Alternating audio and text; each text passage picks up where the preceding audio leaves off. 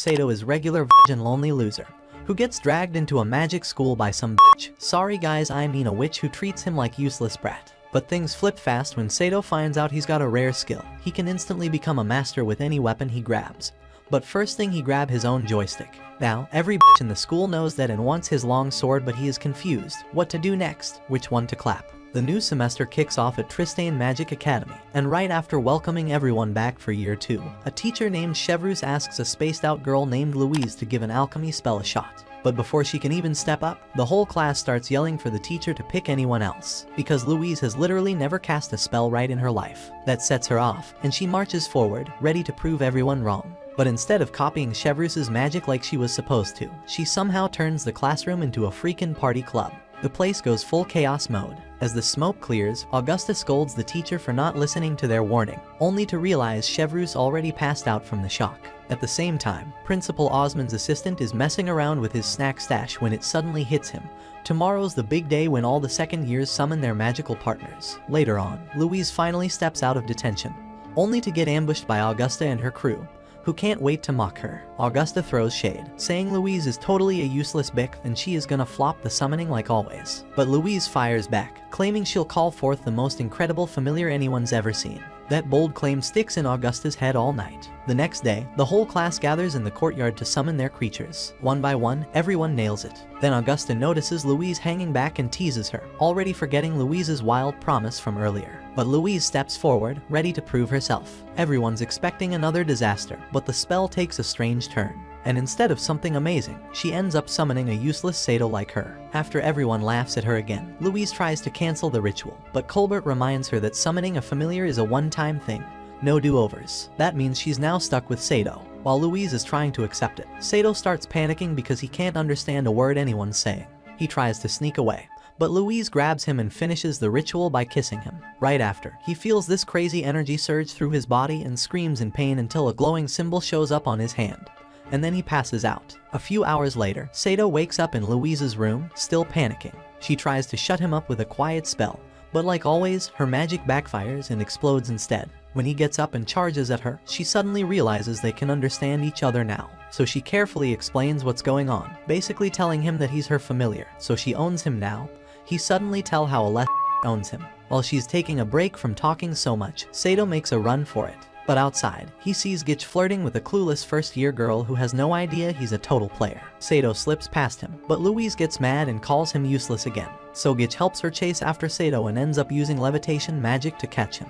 A little later, Sato tells Louise he's from a place called Japan and begs her to send him back right away. But she straight up tells him to forget it. Out of nowhere, she starts uncovering her clothes. Now he is thinking clapping session begins. But he's shocked and asks why she's okay undressing in front of him, and she coldly reminds him that he's just a useless servant she's stuck with. After ordering him to wash her clothes for tomorrow, she jumps into bed. Sato gets sad, because clapping session ends before it started, and pissed off about he's not doing her laundry. But when she reminds him that she's the only person who can help him survive here, he gives in and lies down on the floor to sleep, like a dog. The next morning, he wakes her up with freshly cleaned clothes and tells her to unlock the chain around his neck, saying he's got nowhere to run anyway. But instead of answering, she asks for her plot armor first. Once he gives it to her, she demands that he help her get dressed. He tries to say no again, but Louise promises she'll take off the chain, as long as he stops whining and just listens to her orders. A bit later, Louise brings Sato to the dining hall. His eyes light up when he sees the fancy breakfast spread, but she quickly crushes his excitement by pointing to the floor, reminding him that commoners like him don't eat at the table. So while she enjoys the good stuff, he sits on the ground chewing dry,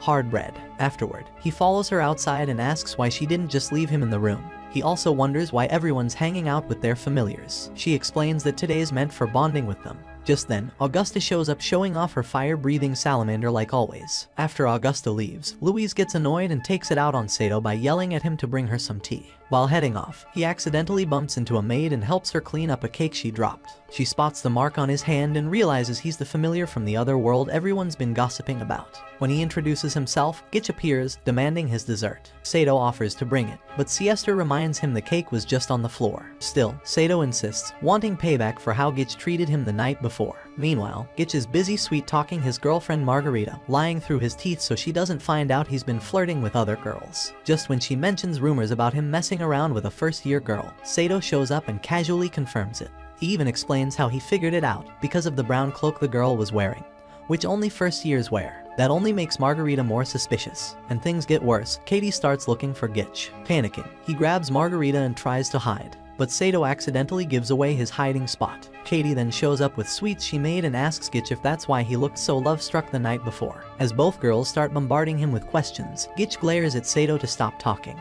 but Sato keeps going and tells him he should probably learn how to handle a double date better next time. Right after that, Margarita completely wrecks Gitch's nervous system with a savage slap, and the loud smack draws in the whole class, all watching him get embarrassed. Trying to fix his reputation, Gitch challenges Sato to a duel and storms off to the battle area. Louise grabs Sato and tells him to say sorry, but he's not interested. He just wants directions to the fight court. Within seconds, they're surrounded by classmates who are hyped to see if Gitch is as strong with magic as he is with girls. But then Louise panics and starts begging Gitch to stop, saying Sato doesn't stand a chance. Still, Sato refuses to quit. Gitch then summons a huge metal golem, and with one punch, it smashes into Sato and probably cracks some ribs. Meanwhile, Colbert shows Principal Osmond the strange mark on Sato's hand, saying that it's the same one found only on powerful, legendary familiars. Back at the arena, Sato's face looks like it's been wrecked, but he still won't back off. Tabitha, a quiet, brainy girl, gets ready to leave with her dragon, maybe thinking it's over. But Sato won't quit. Feeling generous, Gitch tosses him a sword and offers him a way out. Apologize and avoid getting hurt even worse. As Sato reaches for the sword, Louise tries to stop him again, saying Gitch will take the fight seriously if he picks it up.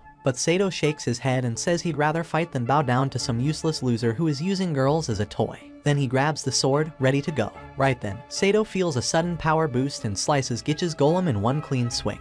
He easily cuts through the rest too, leaving Gitch no choice but to admit defeat like the weakling he is. As soon as the fight ends, Sato drops the sword and passes out. 3 days later, he wakes up in bed with Siesta sitting nearby. She tells him how long he's been out and explains that Louise has been looking after him the whole time. A bit later, while doing his usual laundry chore, he sees all the students heading to class with their familiars. Louise grabs him by the ear and drags him to class too. Soon, Miss Chevreuse begins a new lesson, and Margarita brags that her brain works just fine, unless Gitch is playing with it.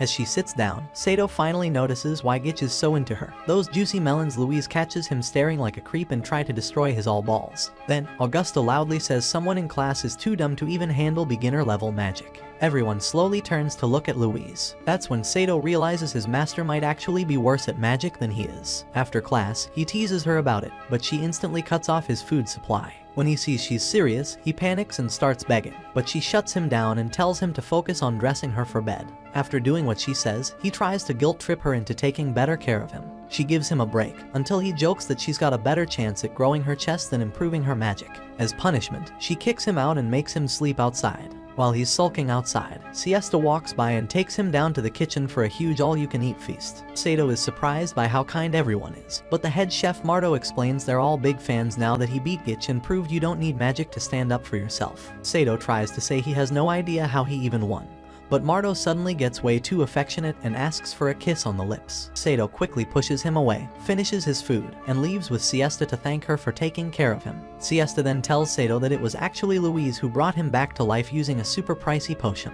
Surprised, Sato quickly downplays it, saying Louise probably just had a stash of gold lying around. But then, out of nowhere, Siesta shyly asks if they could have a more private chat sometime soon. That catches Sato off guard, but he stays cool, thanks her again, and walks back into the hallway. Just as he turns the corner, he spots Augusta's magical creature. He tries to run, but it jumps him, pins him down, and drags him all the way to her room. Inside, Augusta is already waiting, and clearly trying to show off, wearing something eye-catching. Sato plays dumb and asks what she wants. She gets close and says she's been thinking about him ever since the duel with Gitch. Right before she leans in for a kiss, her boyfriend starts heading their way for his usual check-ins. Panicking, Augusta tries to come up with a cover story, but ends up blasting everyone out the window with a burst of magic.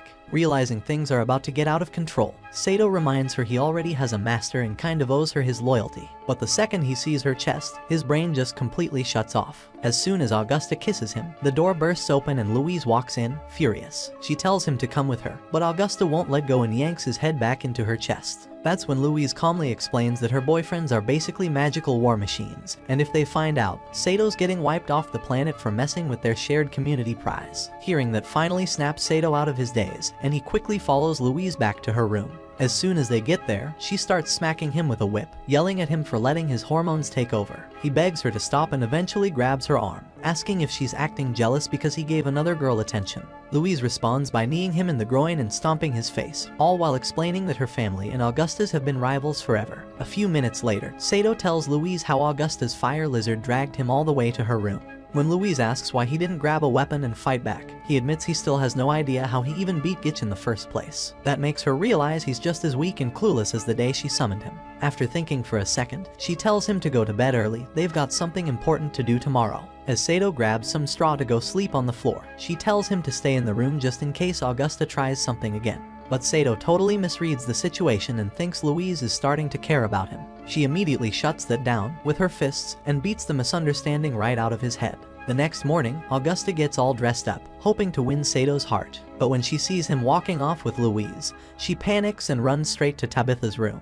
There, she throws together a dramatic sob story about how Louise is keeping her away from her one true love. Feeling bad, Tabitha summons her dragon and gets ready to follow them. A few hours later, Louise and Sato reach a small merchant town. After walking around for a bit, Louise finds a weapon shop and takes him inside to pick out a sword. The shop is run by a weird-looking guy who looks part beaver. He first hands Sato a sword that's barely better than a shiny stick. When Louise asks for something actually good, the owner decides to scam her and shows off a super fancy sword, claiming it costs as much as a house. Louise is stunned by the price and quickly tells him her real budget. So the guy brings out an old, dusty sword that looks like it belongs in a junkyard. Sato complains it looks ancient, but the shopkeeper swears it's secretly a masterpiece that nobody has noticed. Not fully convinced but out of options, Louise agrees to buy it. As they leave the store, Sato keeps whining, so Louise snaps and admits she's a little broke and tells him to stop talking. That's when Sato remembers what Siesta said about her spending a ton of money on the healing potion that saved him. Meanwhile, Augusta, who just showed up outside the shop, sees them leaving and decides to show off. She buys the most expensive sword available. Later that evening, Augusta presents the flashy weapon to Sato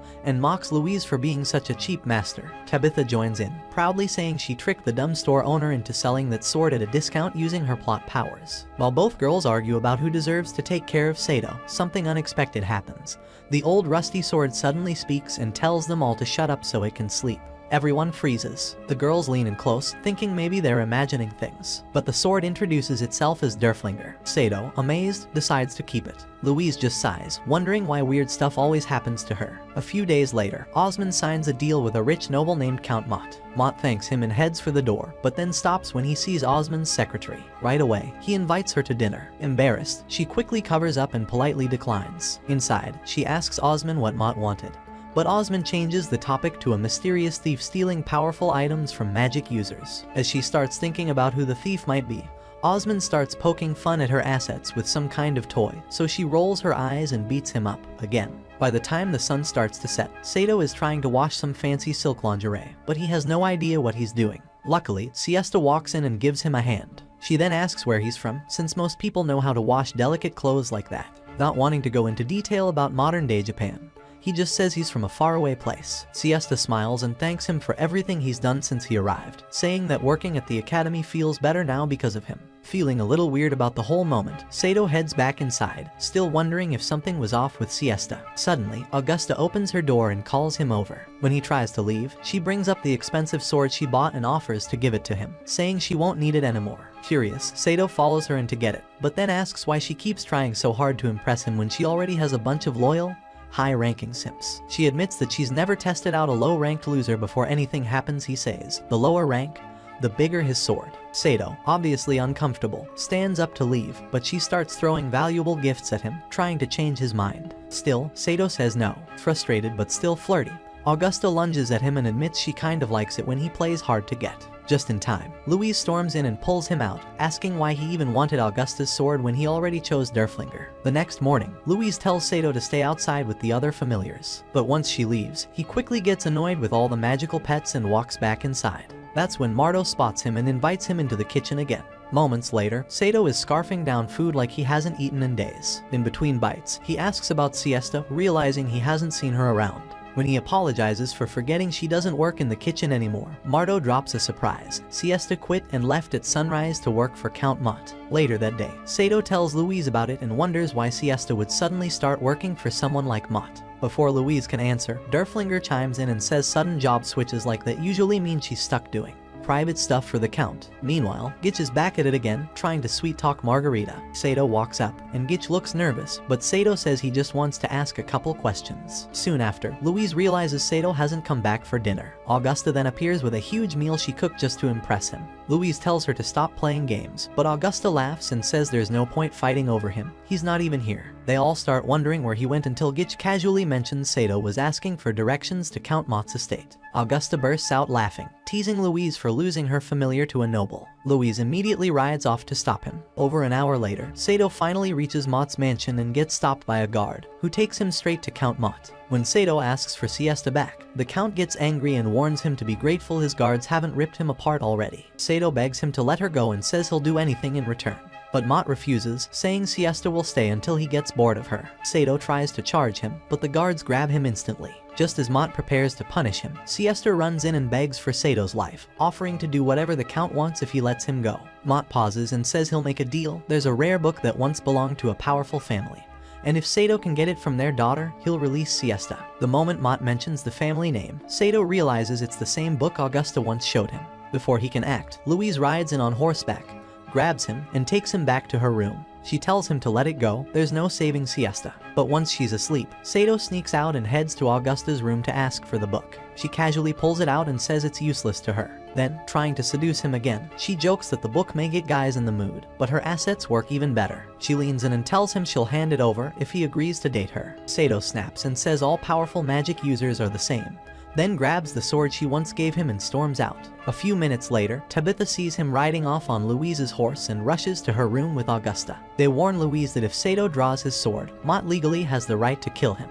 They immediately take off on Tabitha's dragon to catch up. By then, Sato has already broken into the mansion again and is quickly captured. The guards drag him straight to Mott. Without saying a word, Sato draws his sword to fight. But then something changes. A strange fear takes over and his body starts trembling. That's when Mott reveals he's a high-level mage. He knocks over a vase, uses the water to attack, and prepares icy blades to finish Sato off. Just in time, Louise bursts in and begs Mott to spare her dumb familiar. But Mott refuses and tells her to call her family to discuss what punishment he'll face. That's when Augusta walks in, tosses him the special book, and formally introduces herself. After taking the book, Mott agrees to let it go. Sato then asks for Siesta, and Mott tells the guard to send her back. As he does, Mott casually pulls out a corn-themed magazine and sits back like nothing ever happened. When Sato sees the book Count Mott had, he realizes it clearly came from his world, which gives him a bit of hope. Maybe he really can find a way back home. Later that night, back at the academy, Siesta gives him a surprise thank you kiss. He's left stunned, totally out of it. Louise sees his dumb love-struck face and gets annoyed, so she decides to starve him until he starts losing his mind and hearing imaginary voices. Meanwhile, a mysterious thief named Sandy sneaks into another noble's estate and steals a fancy necklace. It's just the warm-up for a big heist she's planning at the academy. The next day, Louise tries once again to teach Sato how to march properly but gives up after a while, realizing he's just hopeless. When he asks why she's so serious about it, she explains that all second years must show off their familiar's special talent during the annual exhibition. Sato shrugs it off, telling her not to worry about it, but she insists it matters. She's tired of being mocked by everyone. Sato then suggests singing the laundry song she once taught him, since that's the only thing she's ever successfully trained him in. He sings it with full energy, but Louise pulls out the whip to knock the nonsense out of him. While begging for mercy, he stumbles over his sword, and that gives her an idea. She asks if he can just use the sword skills he showed during his fight with Gitch. But Sato admits that was just a fluke and that he barely survived the Count Mott incident. Louise sighs and tells him to figure something out before heading off to class. After wasting hours spinning in circles in the courtyard, Sato finally asks Derflinger for advice. The old sword just calls him an idiot and says he's not built for silly shows. He's meant for real battles. Just then, Siesta drops by and asks what he's up to. He freezes, remembering the kiss from the other night, and tries to act cool. But she only wishes him luck for the exhibition and reminds him that everyone else is working hard to impress Princess Henrietta. At the same time, Longueville is going over preparations for the royal visit.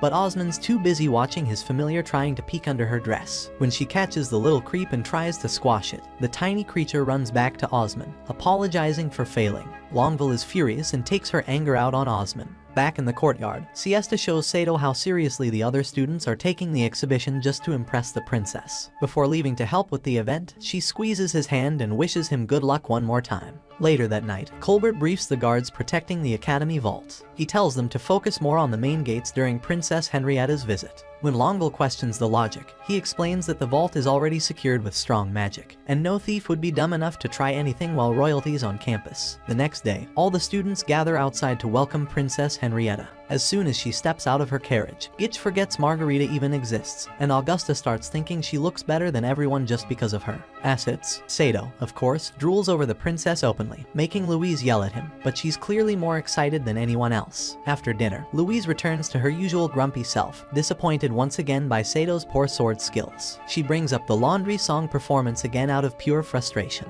Before they can argue more, someone knocks. Sato opens the door and is shocked to see Princess Henrietta rush in and hug Louise. Turns out, the two were close friends years ago and promised to always look out for each other. Louise drops to her knees and says Henrietta shouldn't be visiting a regular classroom like this. But the princess tells her to cut it out. She's wanted to meet her again ever since her father passed away. When Sato tries to ask more about their past, Louise slams him to the ground and tells him to shut up. Someone like him has no business talking during a reunion between nobles. Henrietta smiles and tells Louise not to stress. She actually came to meet the famous familiar who had the guts to pull a sword on Count Mott. Louise is shocked and asks how the royal palace even found out about that. Henrietta just reminds her of the promise they made as kids, to always have each other's backs. Right after that, Louise forces Sato to thank Henrietta properly. As the princess gives Louise a warm hug goodbye, she also wishes Sato good luck for the familiar presentation tomorrow. Of course, Sato tries to flirt with her immediately, but Louise shuts it down with a brutal whip combo in front of everyone. The next day, every student gives a flashy performance with their familiars. Tabitha and her dragon easily steal the spotlight with their amazing routine.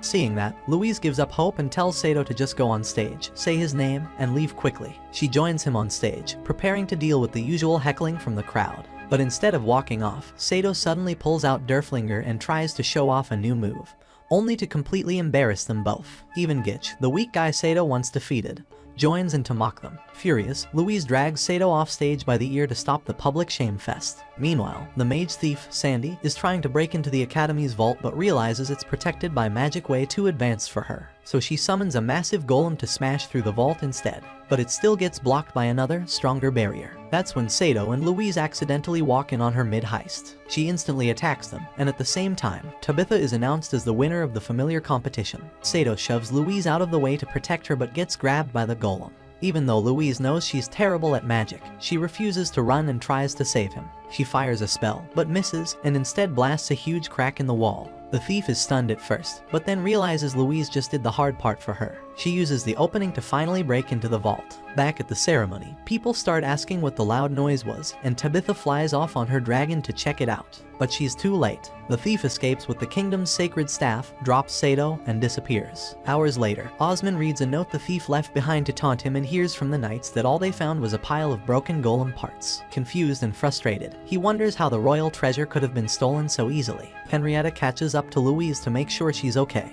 Louise apologizes for failing, but Henrietta tells her it's not her fault, and leaves to report everything back at the palace. Sato notices the worried look on Louise's face and asks if losing the staff is really that serious. She explains that ever since the theft, Princess Henrietta has been dealing with growing pressure and rising political threats. That's when Sato realizes that being royalty isn't all fancy clothes and riches. Curious, he asks why Louise didn't run when the golem grabbed him. She reminds him that as the mage who summoned him, she has a responsibility to protect him, even if she's not the best at magic. The next day in class, Augusta is back to trying to win Sato over by stuffing him with food. Louise finally loses it and attacks him out of pure jealousy. Augusta shrugs and tells her to just accept the situation, especially since classes are basically on hold until the missing royal treasure is recovered. Right after that, Colbert rushes in and drags Louise, Augusta, and Tabitha straight to Osmond's office. There, Longueville tells them she's heard rumors about someone suspicious living in an old cabin deep in the woods. She hands them a sketch of the person, and the girls instantly recognize the thief. Colbert suggests they call in the royal guards,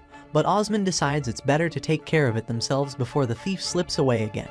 He asks for volunteers to go confront her. All the usual confident mages go quiet. No one steps forward. That is, until Louise boldly raises her wand and says she'll go. Not wanting Louise to hog all the credit, Augusta raises her wand too. Then Tabitha joins in, not because she cares about the mission, but because she figures the other two will probably start fighting mid-battle and someone needs to keep things under control. Seeing this, Osmond reveals that Tabitha is actually a knight in disguise and reminds everyone how powerful Augusta really is. But when he tries to compliment Louise, he stumbles over his words and awkwardly shifts focus, saying at least she was able to summon Sato. With Longueville offering to guide them to the thief's hideout, the group hops in a carriage and sets off toward town, ready for whatever's coming next. While riding in the carriage, Sato asks why a noble would steal from other powerful people. Longueville explains that not all mages are actually nobles, some lose their status and end up as regular people or even criminals. When she admits that she used to be a noble too, Augusta suddenly gets curious and asks how she landed a job as Osmond's secretary. Ignoring the obvious fact that the old guy has a soft spot for younger women, Long says Osmond is just a genuinely kind man.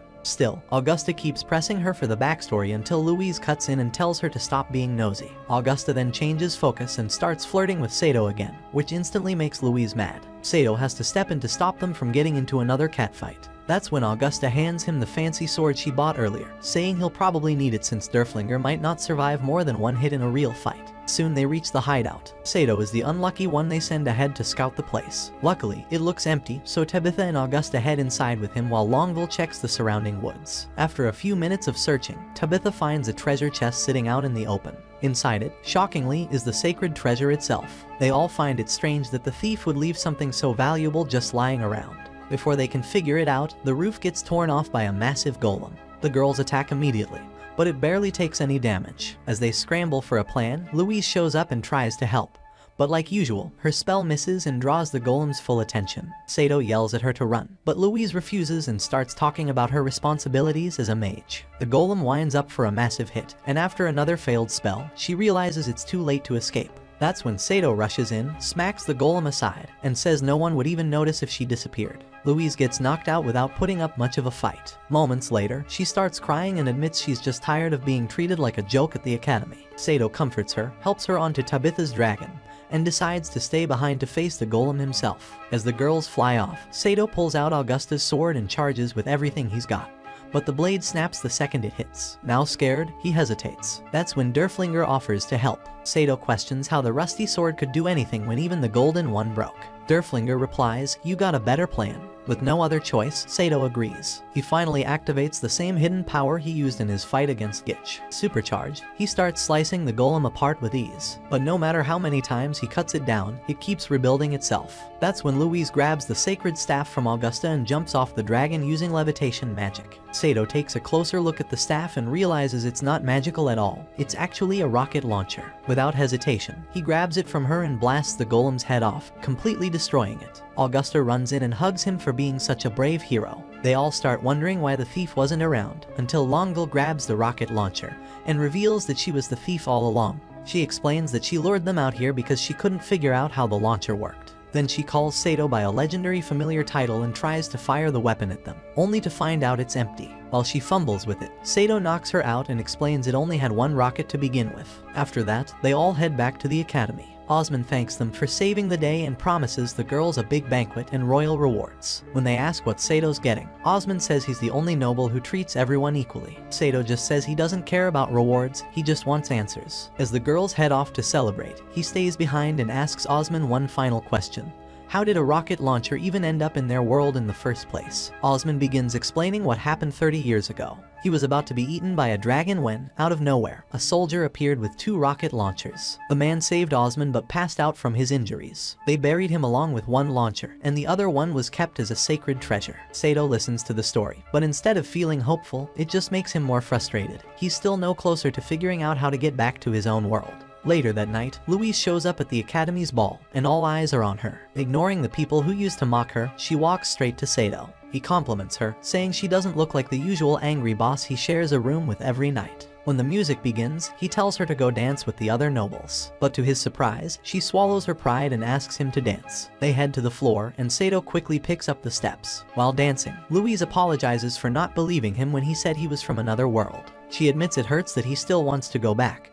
But instead of holding that against him, she thanks him for always protecting her. Derflinger watches the whole thing and wonders if he'll ever find a spunky sword girlfriend to dance around with like that. The next day, Princess Henrietta invites them to the palace. She congratulates Louise on her promotion and praises both of them for stopping Longueville. She then offers her hand to Sato and asks him to promise that he'll always protect Louise. He stares, confused. Louise leans in and explains that he's supposed to kiss the princess's hand as a sign of respect. But instead, clueless as ever, Sato suddenly grabs Louise and plants a loud, messy kiss on her lips. Louise's brain basically shuts down on the spot. Seconds later, she punches him hard enough to rearrange his whole face and threatens to throw herself off a cliff with him if Henrietta asks her to. But Henrietta just laughs and says the kiss can count as his reward for everything he's done. Still embarrassed, Louise asks for a proper way to apologize for the whole thing. Henrietta gives them both a new assignment. She tells them to live among the commoners in town for a while. Rumors have been spreading that nobles have been punishing regular people unfairly, and because no one dares to fight back, she wants Louise and Sato to go undercover and investigate what's really going on. Soon after, Louise changes into normal clothes, and the two set out to begin their mission.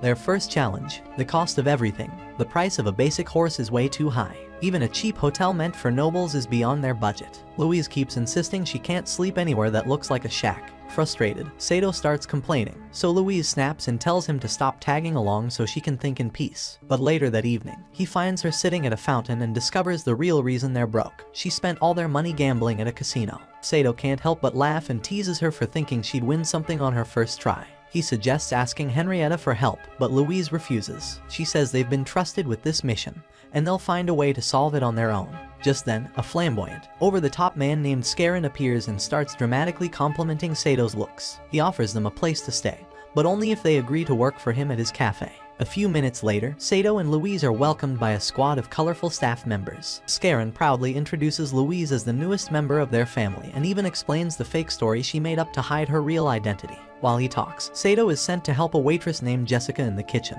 He starts flirting with her almost instantly, something Louise notices from across the room, and it makes her blood boil. Later, Scarron announces that all the staff will compete for the highest customer tips during the week. The winner gets a magical outfit that makes people spend money like crazy on whoever wears it. Hearing that, Louise becomes determined to win, hoping it'll help her get back to a comfortable life. But her confidence crashes during her very first shift. Instead of listening to her drink orders, her customer stares at her skin. When he gets too touchy, she spills wine all over him and tries to shut him down.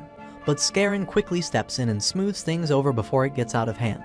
Later, Sato calms her down and reminds her this job is their only way to afford food and shelter. Louise complains about how miserable everything feels, so he gives up trying to cheer her up and heads to bed. That night, Louise stays awake, confused by how easily Sato adjusts to situations. Suddenly, a swarm of bats freaks her out, and she sneaks under Sato's blanket for safety. From then on, she starts taking her frustration out on the customers all week, scaring most of them away. Meanwhile, Sato keeps getting closer to Jessica, until one day she surprises him by saying Scarron is actually her dad. During a later shift, Scarron benches Louise from working. Customers weren't exactly loving her personality or attitude. That's when she finally realizes Sato's been distracted by Jessica's figure, which sends her into a jealous rage. She knocks him out cold with a bottle. Sato wakes up in her room later, and she demands to know the truth about his relationship with Louise. Caught off guard, he struggles to remember what lie they originally told. But Jessica tells him not to bother. She already knows Louise is a noble. Her bossy attitude gave it away instantly. Sato admits the truth and warns her to stay out of their business if she doesn't want trouble.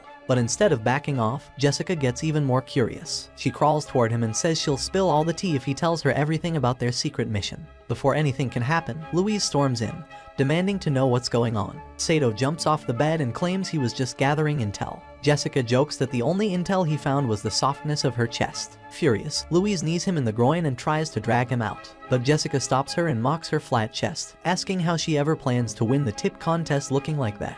By the next evening, the final day of the contest, Louise is out of energy and out of hope. She hasn't gotten a single tip all week. But then, out of nowhere, a giant, rich-looking man named Turenne walks into the cafe with his guards and clears the room. As soon as Turenne enters, Scarron rushes over to flatter him, trying to keep the situation smooth. Jessica leans over to Sato and quietly explains that Turenne is bad news. He abuses his noble status and treats regular people horribly since he's in charge of collecting taxes. Despite the warning, Louise decides to serve him anyway, hoping that if she impresses him, she might win enough tips to get the magic outfit. But her plan falls apart instantly. Turenne glances at her chest and asks Scarron why he's letting men dress up as women in his cafe. When he tries to get a closer look to check, Louise snaps and attacks him. Immediately, Turenne's guards surround her, ready to fight. Sato rushes in to protect her, but realizes he left Derflinger back in their room. Thankfully, Louise still has her wand strapped to her leg. She fires off a spell that knocks back the guards. Then she pulls out a letter from Princess Henrietta and reveals her true identity. Turenne instantly changes his tune. He drops to his knees, offers her all his money, and promises he'll stop mistreating the townspeople. Louise lets him off with a warning, and because of the dramatic scene, she ends up earning more tips than anyone else had all week, winning the contest. Later that night, she puts on the magical outfit just for Sato. The second she steps out, his brain short-circuits, and his rocket is crashed before the launch. The next day, Sato and Louise finally return to the academy. But after he makes one too many moves on her chest, she gets fed up and kicks him off the horse. Just then, Augusta spots them and jokes that she thought Louise had already left for vacation. She gives Sato one last flirty squeeze and says she's heading to visit Tabitha's home. A little later, during their carriage ride, Augusta chats with Tabitha and reveals she's actually an exchange student. She explains how she got kicked out of her old school and became the family outcast, which is why they sent her away. Just as Augusta starts asking Tabitha about her own past, a local farmer stops their carriage to warn them about flooding up ahead. Back at the academy, Louise gives Sato a massive pile of laundry to deal with. After she barks her usual list of chores, he leaves, thinking he kind of wishes their undercover mission had lasted longer. But when he sees Gitch and Margarita in the middle of their usual dramatic fight, he decides maybe the academy isn't so bad after all. Gitch chases Margarita into the building to apologize, and Sato notices a huge metal bowl nearby. An idea clicks. After getting permission from Chef Marto to use it, he pushes it to the back and tells Derflinger he might finally be able to enjoy one of the comforts from his world. Meanwhile, Augusta and Tabitha see that the nearby flood has completely submerged a small village. But Augusta is more curious about the royal crest she spots on the edge of the land. Soon after, they arrive at Tabitha's family estate, a massive, elegant mansion. Augusta suddenly realizes Tabitha is actually part of the royal family. The butler, Periculan, welcomes them both and leads them inside. Once seated, Augusta notices a portrait and asks if she can meet Tabitha's father, but Tabitha refuses and quietly heads inside. Periculan serves Augusta tea and admits he didn't expect Lady Charlotte to bring a guest. Augusta's eyes widen. Charlotte, she asks. That's when it clicks. Tabitha is using a different name at the academy. Periculan explains that Tabitha only enrolled at the school because her uncle, the current king, ordered her to. Inside the mansion, Tabitha enters her mother's chambers, but her mother instantly lashes out, accusing her of trying to kill her own daughter, just like they did to her father. As Tabitha quietly listens to the painful accusations, Periculan tells Augusta the truth. 5 years ago, Tabitha's father was killed in a fight for the throne by his own older brother. Even after everything, there were still people who wanted to erase Tabitha's entire family. Not long after her father was killed, during a royal ball, someone tried to poison her. At the last second, her mother noticed and drank it herself. The poison didn't kill her, but it was laced with a curse that broke her mind. Since then, she's never been the same. As if that wasn't enough, Tabitha was constantly sent on dangerous missions by those same people. She survived them all, and instead of being rewarded, they shipped her off to the academy to keep her out of sight. Just then, Tabitha returns from her mother's room, and Augusta gently asks if they can take a bath to wash up from the long journey. Meanwhile, Sato has made a makeshift bath for himself and tries to relax by dipping his head underwater. Siesta notices him and walks over to investigate. He suddenly jumps up, startling her, and scrambles to cover himself. Even though he clearly has nothing on, Siesta casually walks up and asks what he's doing. After a quick explanation from Sato, she asks if she can join him. He's surprised and thinks she's probably joking, until he realizes she's already undressing. Nervously, he reminds her that he's, well, functional, but she smiles and says it's fine. She trusts him. Once in the bath, she asks him to turn around so they can talk face to face. He tries to stay focused by keeping the conversation going. Elsewhere, Margarita has called Gitch out for a private nighttime date. She plans to charm him with a special drink she's secretly spiked with a potion. As she waits for the right moment to slip it into his glass, Sato and Siesta continue chatting in the bath. A few minutes in, Louise, impatient about why Sato's taking so long, heads out to find him. But when she sees him smiling and relaxed with Siesta, she freezes in shock. For once, she doesn't scream, she just quietly walks away. Back in the bath, Siesta casually mentions that her grandfather once said he also fell from the sky and came from another world. Sato's eyes widen, and he tries to ask more, but she suddenly stands up and says she needs to get back to work. Meanwhile, Margarita finally pours the potion into Gitch's drink, but before he can take a sip, Louise walks up and accidentally gulps the whole thing down. Then she storms off without realizing what she's just done. Later, Sato returns to their room, ready to apologize for taking so long. But before he can speak, the potion kicks in. Louise wraps her arms around him and starts crying, asking how he could betray her feelings. Confused, Sato tries to calm her down as Margarita shows up to admit what happened. She tells him the potion was meant for Gitch and has no idea how long it'll last. When he asks, she nervously guesses Louise might be back to normal in about a year. The next morning, Louise is still in full love mode, clinging to Sato and begging to cuddle in bed. He gently says he has something important to do, and it breaks her heart on the spot. He stays behind to comfort her, thinking back to the night before, when Margarita told Gitch she drank the potion for him. He was thrilled and leaned in to kiss her, until Sato interrupted, reminding them Louise still needed help. In the courtyard, Louise continues confessing her love, and Sato decides to play along. At least until Siesta arrives. The moment she sees Louise hanging off him, Siesta starts shaking with jealousy. Sato tries to explain it's all just a side effect, but Louise interrupts and demands to know if whatever attention Siesta is offering isn't enough for him. That sets Siesta off. She storms out, and after Louise also runs off in tears, Sato decides to follow the one still thinking clearly. He finds Siesta and explains that Louise is only acting like this because of a spell. But Siesta gets annoyed and says not to insult her intelligence. Everyone knows love potions are banned for a reason. She walks away, leaving him even more stressed. When he returns to his room, he's expecting more yelling from Louise, but instead, he walks into a scene that freezes him in place. She's already ready for clapping session and waiting for him, convinced that this is what he wants. She tells him that maybe if she acts on her feelings, he'll stop ignoring how she truly feels. Sato tries to gently stop her and hand her a shirt, but she grabs his hand and says she's always wanted to be close to him. When she leans in again, he stumbles back and falls off the bed. Louise nearly breaks down crying, but he quickly hugs her,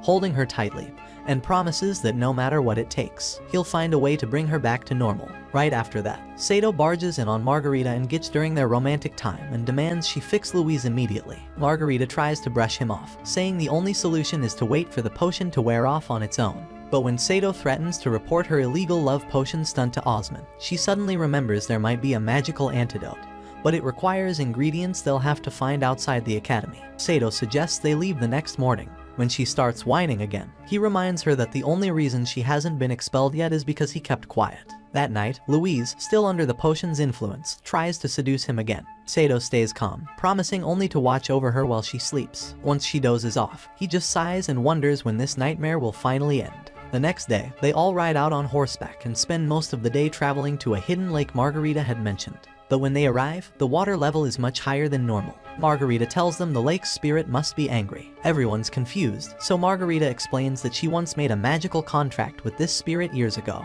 Since the entire nearby area is now flooded, it means the spirit must have been provoked. Later, she drops some of her blood onto her familiar and sends it into the lake. A few minutes later, the spirit appears, now in her human form. Margarita reminds her of their deal and politely asks for a few tears to help Louise recover. But the spirit coldly refuses and tells them to leave. Sato suddenly kneels down and begs, promising to do anything in return. Margarita tries to stop him, but to everyone's surprise, the spirit agrees. She says she's too busy flooding the area to deal with those attacking her, and wants Sato to handle it instead. Without hesitation, he agrees. He leads the group to the far edge of the lake. When he tries to come up with a plan, Louise pulls him aside and asks if Margarita is his new crush. He lies through his teeth and says he only loves her, just to avoid another emotional meltdown. Soon, they spot two mages preparing to attack the water spirit. Sato tries to stop them right away, but Gitch holds him back and insists they need a strategy. Sato starts thinking Gitch might actually be useful, until he suggests using his forest magic while Sato takes the lead. Sato humors him just to shut him up.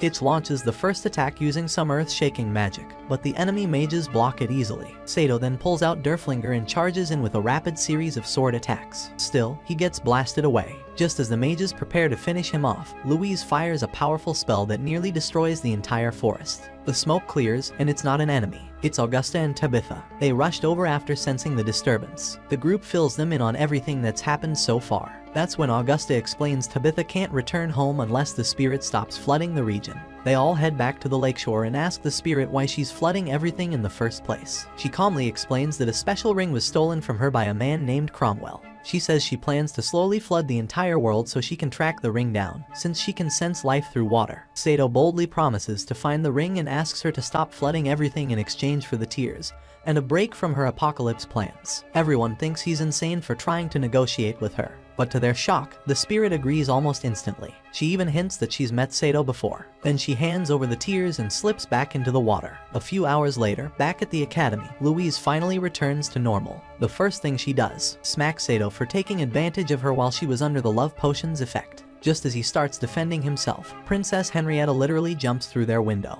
Meanwhile, in a distant part of the kingdom, Longville, who somehow escaped from prison, meets with the same Cromwell the water spirit had mentioned. Back in Louise's room, she asks Henrietta why she showed up unannounced instead of calling them to the palace. Henrietta says the matter is too sensitive to risk leaks. She reveals she's planning to marry into a powerful foreign nation to protect her small kingdom.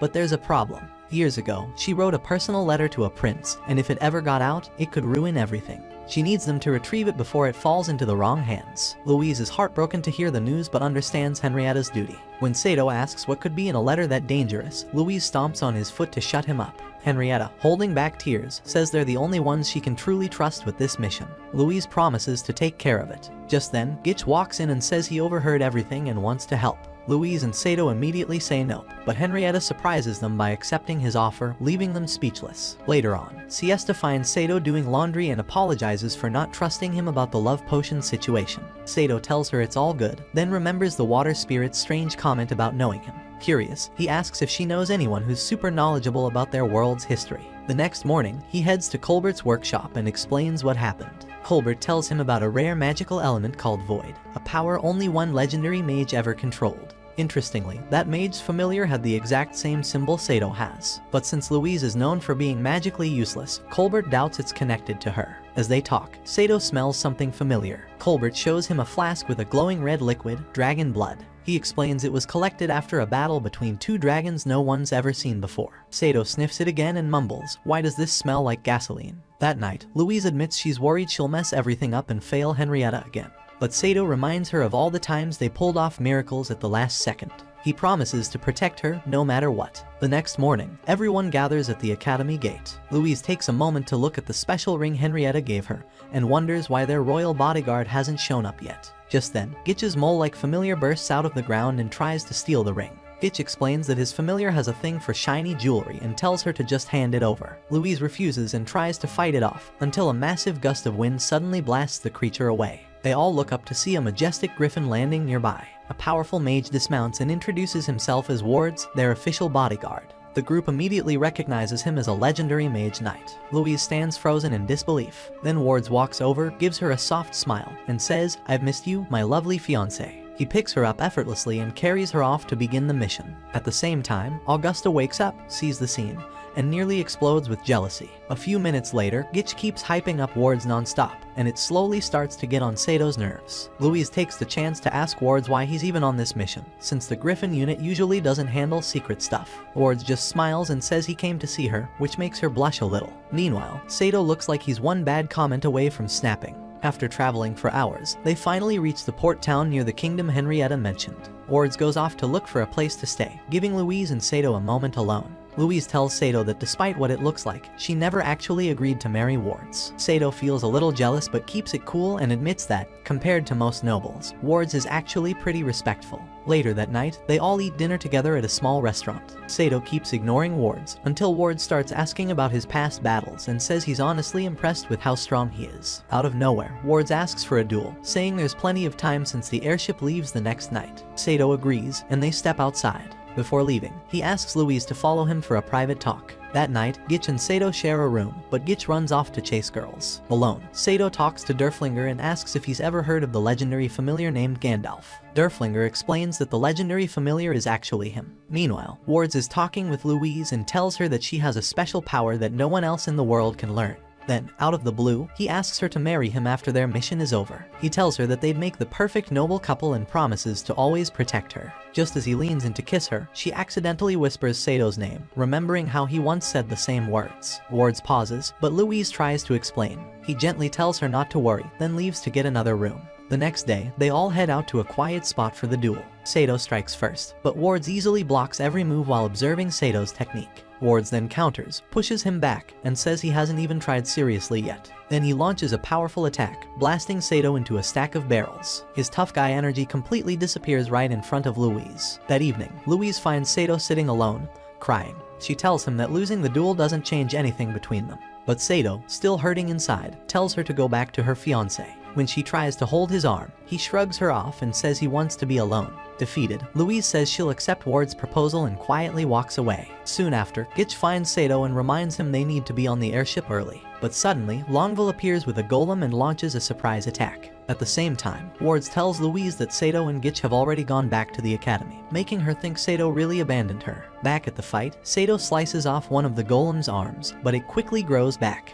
Gitch then summons a group of Golden Knights to take it down. They fight hard, but the golem crushes them easily. Luckily, Augusta and Tabitha show up and lend a hand. Still, Longville says her goal was just to stall them and escapes once the battle draws too much attention. Realizing what's going on, Sato rushes back to the hotel to find Louise, but the innkeeper says she already left. Panicked, he asks Gitch where the airship is just as it passes above them. Confused, Sato looks up, and Augusta explains that the kingdom they're heading to floats in the sky, so they had to board at a specific time. Sato runs to the edge and yells out Louise's name. She hears him, but the ship is already too far to see anything clearly. When Wards notices her reaction, she brushes it off and promises to go through with the marriage. Back on the ground, Sato tells the others what Longville said, then takes off running. But Augusta stops him, reminding him that they can't do anything until another airship shows up. Just then, something bursts out of the ground, and Gitch gets ready to fight another golem, but it's just his familiar popping up. Meanwhile, Wards and Louise are toasting to their engagement, but things get weird when he suddenly asks if she knows where Prince Wales is. Louise refuses to tell him anything, reminding him that Henrietta made her promise to keep it secret. Wards acts like he's cool with it and walks off, but Louise spends the rest of the night convincing herself that marrying him is the right choice. The next day, they finally reach the floating kingdom of Albion and follow Henrietta's directions to an abandoned chapel. But the second they step inside, a group of knights surrounds them. Wards tries to explain why they're there, but the commander doesn't believe him. No outsiders should even know the chapel exists. Luckily, Louise shows them Henrietta's ring. The commander then pulls off his glove and brings his own ring close to hers, activating the hidden magic between them.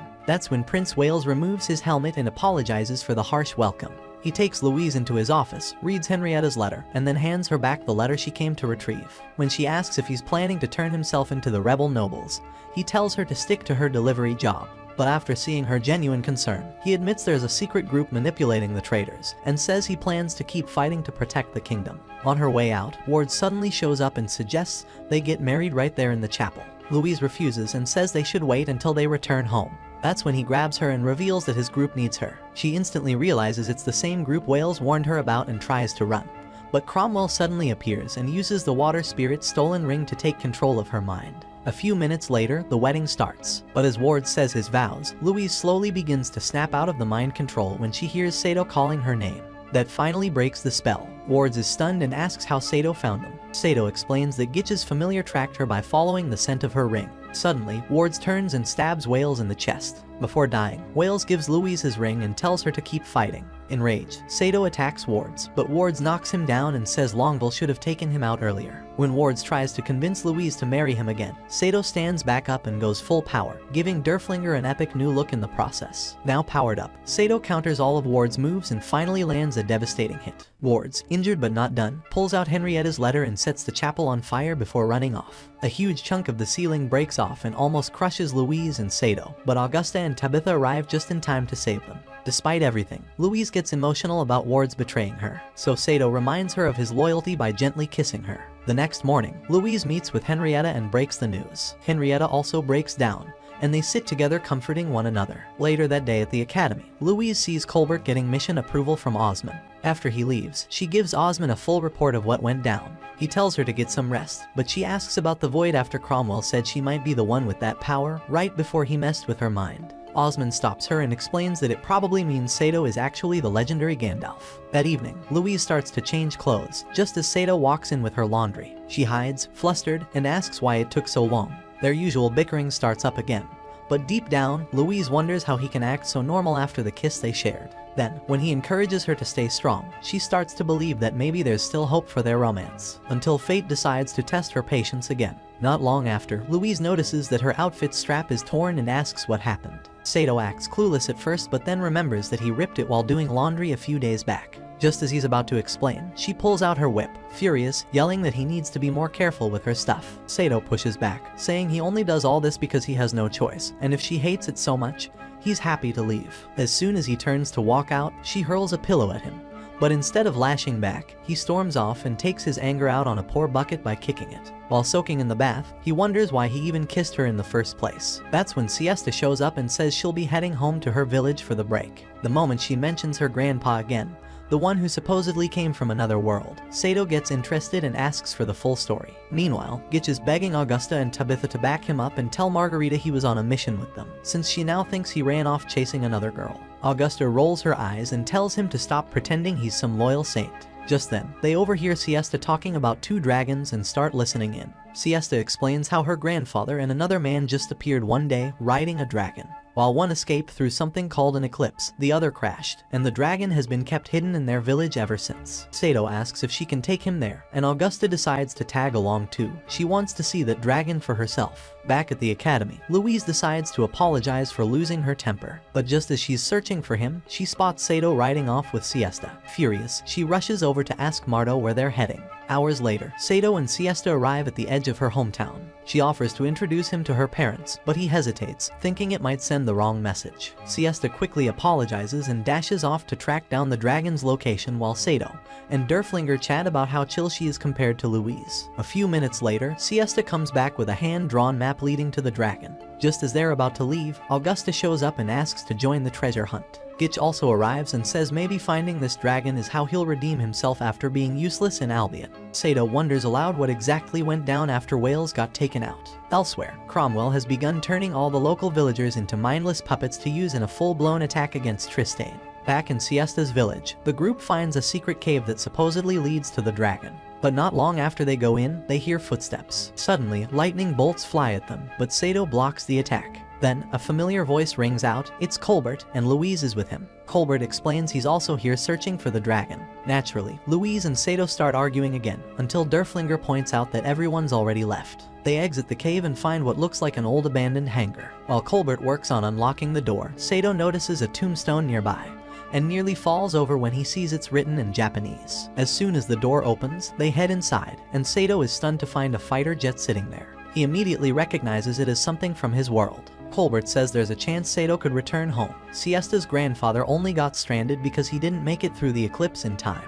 Hearing that hits Louise hard. She realizes that Sato might actually leave her. Meanwhile, over in the royal palace, Henrietta confesses to her mother that she failed to protect the letter Ward stole, and apologizes for putting the kingdom in danger. Her mom, Marianne, tells her to stop pretending like she's okay and reminds her it's okay to grieve for Wales. Henrietta then breaks down crying in her mother's arms, but before they can recover, a guard rushes in with urgent news. Cromwell is preparing for war. By then, Osmond and Colbert had already hauled the fighter jet back to the academy. Sato climbs into the cockpit and starts messing around with the controls, quickly realizing that his power lets him instantly master any weapon. As he's getting the hang of it, he spots Louise watching him from a distance, but she quickly walks away to hide how upset she feels. That's when Gitch shows up to tell her that war is officially on the horizon. Meanwhile, Cromwell finalizes his war strategy with Wards and Longville. Since the eclipse happening that night will boost the power of the Spirit's Ring, they agree to launch a full-scale invasion in just 3 days. Back in Tristane, Sato tells Louise that he might leave forever once the eclipse hits. But instead of being honest about how much that hurts, she acts like she doesn't care at all. Annoyed and heartbroken, he walks out. That night, Derflinger notices he's still in a bad mood and asks if Louise really means that much to him.